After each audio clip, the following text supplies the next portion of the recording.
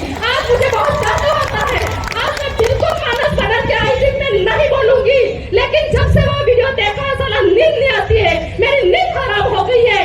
कलेक्ट्री के सामने आके दहाड़ी, बहुत दहाड़ी, जितना मेरा मन था इतना दहाड़ी, तब जाके मैं सो पाती हूँ। नींद में उठ जाती हूँ तो उसमें उन बहनों की मुझे बहुत याद आती है। क्या बीती होगी उनके साथ में। भाई देखता रहा, बाप को मार डाला और बहनों के साथ में बलात्कार किया गया। अरे बहनों उठो, जागो, तब तुम संघर्ष करो। जब तक कि तुम्हारी अस्मिता की तुम रक्षा खुद नहीं कर सको। अगर तुम्हारा भी जमीन जिंदा है, कोई दरिंदा ऐसा आता है, तलवारें उठा लो, बंदूकें उठा लो, जो भी होगा सारा देखा जाएगा। ये न्याय प्रणाली में आ जाती हूँ क्योंकि हमारी आवाज में सरकार सुनती है। आज पूरा विश्व आदिवासी मना रहा है और उसके भी टुकड़े करके मैं मानकर पर जाने की क्या जरूरत थी। तुम्हारे दम था तो यहाँ आते ना, हेडक्वार्टर तो ये था, वहाँ पर जाने की क्या जरूरत थी तुमको। मैं ये कहना चाहती हूँ, संचालक महोदय मैं माफी चाहूंगी, लेकिन एक छोटी सी बात कहना चाहूंगी। एक कसाई था, कसाई के घर में एक छोटा सा चूहा था। चूहे से परेशान थी वो औरत, बाजार जाके एक पिंजरा लाई, पिंजरा ला के फिर रख दिया और फिर बहुत खुश हुई कि उस पिंजरे में वो चूहा आ जाएगा।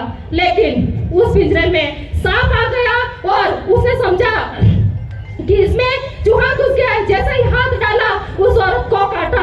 और उसी घर में एक कबूतर रहता था, उसी घर में एक मुर्गा रहता था, उसी घर में एक बकरा रहता था। तो वह चूहा दौड़ता दौड़ता गया और कहा कि भाई भाई मेरे बहुत बड़ी समस्या आ गई, तू मेरी रक्षा कर। कबूतर बहुत हंसा, तू छोटा सा जानवर और मेरे से तेरी जान की रक्षा करने की भीख मांग रहा है, ये तेरी समस्या है। फिर वह दौड़ता दौड़ता मुर्गे के पास में गया। मुर्गा जोर जोर से हंसा, इतना छोटा प्राणी और मेरे से जान की रक्षा करने की भीख मांग रहा है। फिर वह बकरे के पास में गया। बकरा बहुत जोर की हंसी हंसा और उसने उसकी जान की रक्षा के लिए रक्षा नहीं की। फिर क्या होता है, वह औरत उस पिंजरे में हाथ डालती है तो सांप काटता है। सांप के काटने पर उस औरत को हॉस्पिटल ले जाते हैं। वो हॉस्पिटल वाला डॉक्टर कहता है कि अगर कबूतर का जूस अगर ताजा कहीं मिल जाए तो उसको तुरंत पिला दो। उसी घर में वो कबूतर था, उसका जूस बना के उसको पिला दिया। इसके बाद वहाँ पर थोड़ी देर हुई और 4-5 फिर प्रदेश वाले बंदे मिलने आ गए, दीदी को क्या हो गया है। तो बहन बड़ी खुश हो गई और घर में मुर्गा था उसको काट डाला। फिर पूरे आदिवासियों को पता चला दीदी को क्या हो गया है। तो दीदी इतनी खुश हो गई कि घर में जो बकरा था उसको काट दिया। तो ये घटना मणिपुर में हुई है, ये घटना कल गुजरात में होगी, ये घटना कल राजस्थान में होगी। और हमारी देश के जो चौकीदार हैं वो सिर्फ 7 सेकंड बोलते हैं मणिपुर की घटना को लेकर। और एक मूर्ख मेरी बहन बैठी है संवैधानिक पद पर, वो उसके मुंह पर ताला लगा हुआ है, लगा हुआ है, क्यों नहीं बोलती। और वो मूर्ख है एक राज्यपाल अनुसुईया उइके, उसके मुंह से ताला क्यों नहीं टूटता।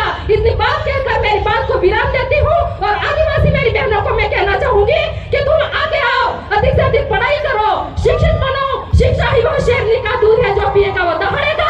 यहाँ पर जितने भी सांस्कृतिक कार्यक्रम हो रहे हैं वो सांस्कृतिक कार्यक्रम देखकर मैं बहुत खुश हुई। लेकिन अपने कलेक्टर मोना रॉथ की तरह, डॉक्टर दिव्यांगी की तरह आप IPS, कलेक्टर, जज, डॉक्टर बने और अपने खुद की रक्षा खुद करें। बहुत बहुत धन्यवाद संचालक महोदय, मैंने टांग लिया। जय जोहार, जय आदिवासी, जय भील प्रदेश।